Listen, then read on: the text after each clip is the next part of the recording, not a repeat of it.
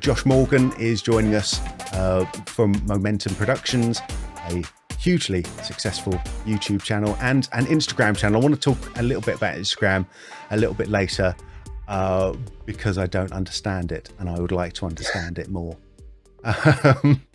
So thank you for still being with us, Josh. It's been really fun so far. Yeah, it's great. I want to take us in a slightly different direction now, and I want to sort of start back when people are first starting out, and actually just talking about social media here, and what opportunities does social media provide for people who are just starting out, or maybe even just thinking about starting out on their career. What's really interesting is that Instagram has now become a digital resume. And I noticed that from my last job, I worked a 9 to 5 for a commercial DP. And they found me through, a Connect, a brand that I was working with. But they checked me out via Instagram. So all of this, it's incredible. Like, paper resumes are honestly, they're a thing of the past. What does social media tell brands about you? It tells them whether or not you're sane. That's the big one. Two, what your content looks like. Do you produce good content, or are you just posting pictures of you with your friends at the bar? So social media is just such an incredible tool for brands and for companies to see who you really are, because social media is like, how do I say this? Instagram specifically, it's kind of like what's going on in here that you're putting out into the universe. So I think that's extremely important, and that's something a resume can't really show people. I'm not saying resumes aren't important; they're still extremely important. But if you have a social media page that shows examples of your work, Instagram is one of them. It increases your chances of you getting noticed. And on top of that, Instagram is just an incredibly user-friendly platform. So for somebody who doesn't really know how to use their phone too well, or people that are just not tech savvy, all you have to do on Instagram is just scroll and tap. There's really nothing unique. So it just makes it incredibly easy for people of any age to look and see what you're all about. So I think that's what social media provides us, and I think it's very important to have that. Everybody should have an Instagram page. Where do you stand on the the balance between actually posting stuff live when you're on a shoot versus something a little bit more polished and a bit more of a finished result? I mean, is there a balance to that, or are you just posting what you like?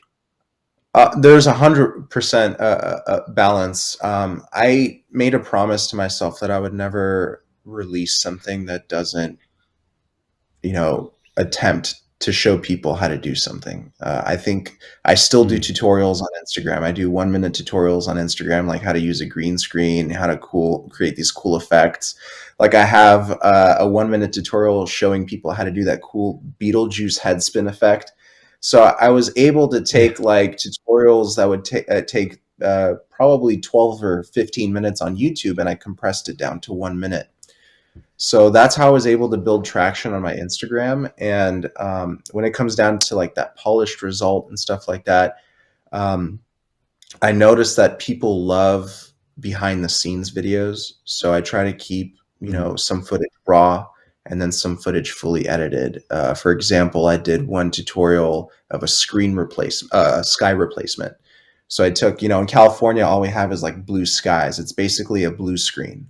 So it's very easy to key out that color and replace it with something else. So I did a tutorial on that on not a tutorial, but a demonstration of how to do that on Instagram. And Yeah, I always have like an intention for each post that I set out to do. I never just post like whatever, you know, or at least I try not to. Right. Yeah. I think we've got like in Denmark we've got the grey screen skies. The gray screen, That's all yeah. we've got. Yeah, yeah. So it's a little bit difficult to key that one. Um, Yeah, I but you mean, know, yeah, definitely. that's a big Yeah. filter market. Yeah. I want to bring Nick in on this if that's all right, Oh yeah, that'd be because I cool. think we've been ignoring Nick, and I feel actually quite guilty. Nick, are you still there? You I'm can make still up now. here. I'm just listening to the incredible conversation that you guys are providing to the live stream, and I share the same thing with you, Ben. Josh, I actually now remember that you taught me how to work with a gimbal on YouTube, the Zinyan Crane, the lab, and I was like, Oh yeah. I just want to say first of all, you have an incredible talent in being able to take some concepts that are difficult to, I would say, uh, teach people and then provide them with a simple way of doing that. And even in Mm, reading the manual for this gimbal, what I learned from you in the short amount of time in watching that video, uh, it's such an incredible talent that you have. And I just wanted to say thank you for that, Thank because you. you Thank you. saved me in learning on just about to do a shoot the next day in Calgary, Alberta. And I was wondering, as a content creator, a lot of mhm, people see, like you said, that 1 minute Instagram video, or they'll see your 5 minute or 10 minute YouTube video, but they don't mhm. see the process that's involved in creating that. And I was wondering if Right. you could speak to how much work is involved for you to put together that small piece of content that people then get to watch on YouTube. And the same thing on Instagram, if you don't mind speaking to that.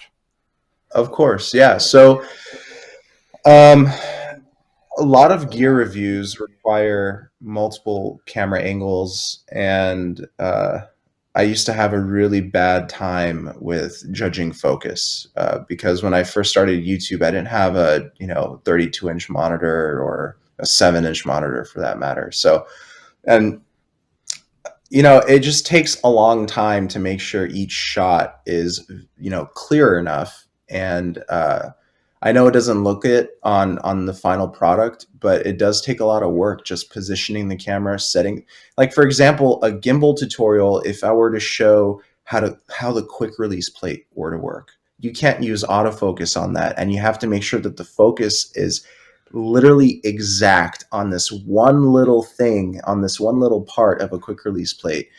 And there's, even with the 32-inch monitor, it can be hard to judge focus on something so tiny. And I'm kind of a Mm. perfectionist with focus. So there are times when I would spend probably 2 or 3 days on a tutorial video, and then I notice that 30% of the shots are out of focus. And I'm like, okay, I have to reshoot the whole thing. So it does take a lot of time. I mean, focus is just one issue. Another huge issue is sound. You know, judging sound is just, sound is like my worst enemy, but I think I'm getting better at it. But there's times where you can't listen to headphones when you record a video, but you can do your pre-production work to check echoing and stuff like that. But there's also sounds that you don't necessarily hear. So when you go into editing, sometimes I hear like weird humming noises, weird beeps that I have no idea, where they're coming from. So that shoot has to be completely redone again. So I would say like a good 40% of the videos that I put out need to be reshot because of some audio issue, of some focusing issue. When you don't have a crew that you necessarily work with, it does make it a little bit more difficult. And the Instagram tutorials, believe it or not, take the same amount of time because what you're doing is you're taking let's say a 15-minute tutorial and you're compressing it to 1 minute. And usually most of the time goes into recording the audio because you have 1 minute. So you have to learn how to speak really fast, but in a clear tone. That's one thing. And the second thing is that you have to learn what you need to omit from the voiceover because sometimes there are things that are more important than the other thing, and it's just important to understand, what people need to hear and what people may not need to hear. So that in itself, just recording the voiceovers for Instagram tutorials can take hours, because it's just, you have to get it to the T. You have to be perfect with the voiceovers. And sometimes, filming the effects take a very long time. A lot of the green screen tutorials that I do on Instagram, they are a pain, because, sometimes I have issues with lighting. Sometimes I have issues, just getting the vibe, the energy, especially if you have to redo a lot of takes, your energy starts to slowly deplete. And that on its own, it takes a while for your energy to go back up. So yeah, overall, I mean, it takes a really long time to create this content. But at the end of the day, it's extremely satisfying when you have even just one or two people commenting saying that, oh, wow, I learned something. It just makes life that much more fun, especially in this line of work. Wow, it's amazing just to hear some of those stories, and that you've just shared about how much time and effort you put into these products. And I'm sure, Ben, you could also chime in here. Having a bunch of videos on Boris effects and putting together some of that content where we see a 5 or 16-minute product, but the amount of effort. Not to mention, I'm very happy that you shared the same thing that goes on with me, with the amount of reshoots that you might potentially have to do once you think you might have something already wrapped or in the can. And just as a follow-up question, are you the only person shooting these videos, or do you have a crew that you work with, or are you a one-man band? I'm a one-man band. I try to get, if I ever have like a YouTube friend, in LA visiting, we always try to meet up and shoot together as much as we can. I'm trying to start visiting more of my YouTube friends this year, just so we can get work done together, because just by having another camera person it makes life so much easier. Having a crew is just fantastic, even if it's just one more person. But if I don't have a camera person, I rely solely on my 360 cam to capture that, third eye view. But yeah, it's mainly solo. Cool. Can you just like tell us a little bit about your current camera setup, and probably actually what the most important pieces of gear are for someone who's starting out a YouTube channel or wants to produce content? Cool. So yeah, my main camera right now is a Sony A7S Mark III and a Sigma 24-70 Art 2.8. And this is my camera.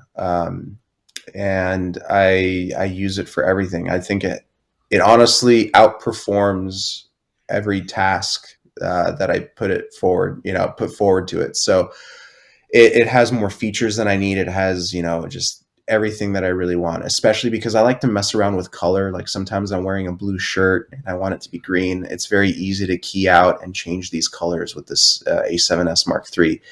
So when it comes down to the importance of gear and like what the most important thing you should buy is obviously a decent camera. I think 1080p is extremely underrated. People think that 1080p isn't good enough. I think 1080p is an excellent resolution.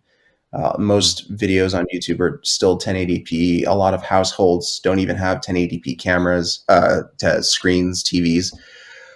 So don't worry too much about whether or not you're buying the newest equipment. I think older equipment is still just as good. Like I recently sold my A7S Mark I. I was still using that camera, and that was a 1080p camera. After that, after you have a camera and maybe like a decent lens, I would say lighting and sound are just the next two things. And LED lights now are extremely cheap. Like Godox makes a lot of very affordable lights that are just extremely powerful. And then audio.